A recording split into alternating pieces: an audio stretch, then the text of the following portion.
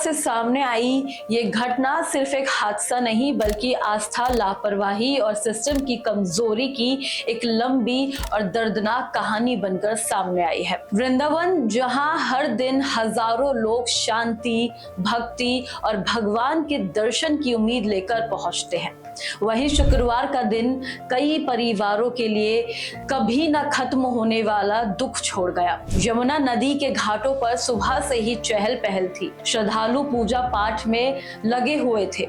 कुछ लोग दर्शन के बाद वापस लौट रहे थे तो कुछ नाव के जरिए एक घाट से दूसरे घाट तक जाने की तैयारी में थे। इन्हीं में से करीब 25 से 30 लोग एक नाव पर सवार हुए जो श्रृंगार घाट से केसी घाट की ओर बढ़ रही थी।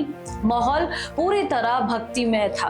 राधे राधे के जयकारे लग रहे थे, मोबाइल कैमरे में कैद होते पल दिख रहे थे और भगवान के नाम में डूबे चेहरे थे। सब कुछ सामान्य था, शांत और सुरक्षित लग रहा था। लेकिन यही वो पल था जहां कहानी ने अचानक से करवट ले ली। नाव जैसे ही आगे बढ़ी, अचानक उसका संतुलन डगमगाने लगा।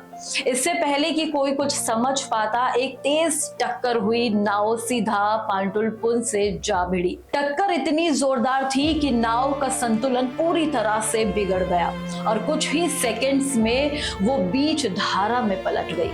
जो लोग कुछ ही क्षण पहले भक्ति में लीन थे, वो अचानक गहरे पानी में अपनी जान बचाने के लिए संघर्ष कर रहे थे।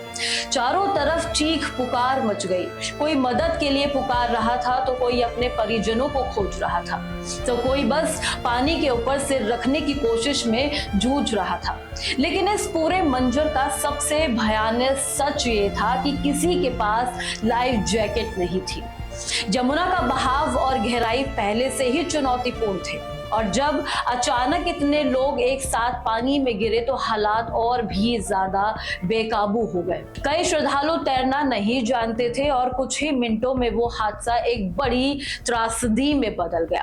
अब तक 10 लोगों की मौत की पुष्टि हो चुकी है, कई घायल हैं तो कुछ अभी लापता बताए जा रहे हैं। जो लोग बच चुके हैं उनके लिए घटना किसी बुरे सपने से कम नहीं होगी।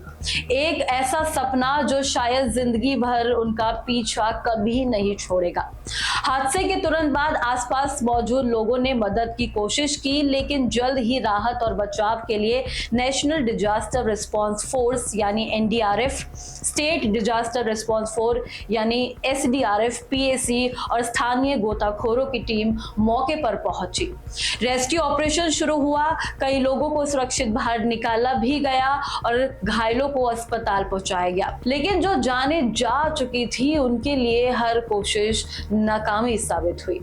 अब जब इस हादसे की पूरे परतें खुल रही हैं तो कई गंभीर सवाल खड़े हो रहे हैं।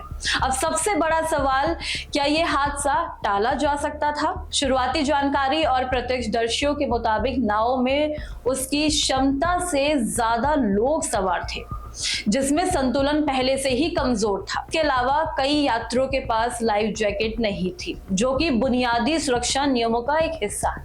ये भी सामने आया है कि पांटुल पुल से हाल ही में कुछ बदलाव किए गए थे या उसे आंशिक रूप से हटाया गया था, जिससे नदी के बहाव का रुख बदल गया था।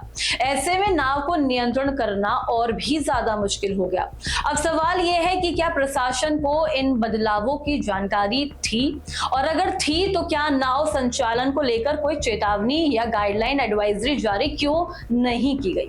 दरअसल ये हादसा किसी एक गलती का नतीजा नहीं लगता, बल्कि एक के बाद एक हुई लापरवाही की श्रृंखला का परिणाम है। जहां नियम थे लेकिन उनका पालन नहीं हुआ, जहां जिम्मेदारी थी लेकिन उसे निभाया नहीं गया, जहां सुरक्षा होनी चाहिए थी वहां सिर्फ लापरवाही नजर आई।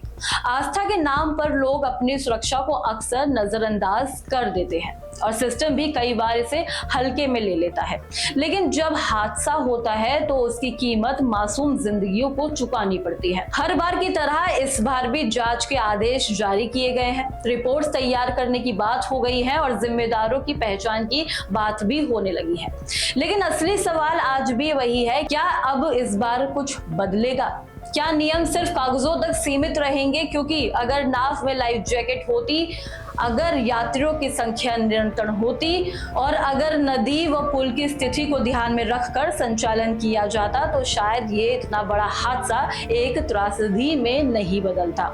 अब ये घटना एक कड़वी लेकिन जरूरी सीख छोड़ गई कि आस्था जरूरी है, लेकिन उससे भी ज्यादा जरूरी है सुरक्षा। और जब तक ये संतुलन नहीं बनाया जाएगा, जब तक ऐसे हादसे बार बार होते रहेंगे और हर बार कुछ जिंदगियां यूं ही खत्म होती रहेंगी।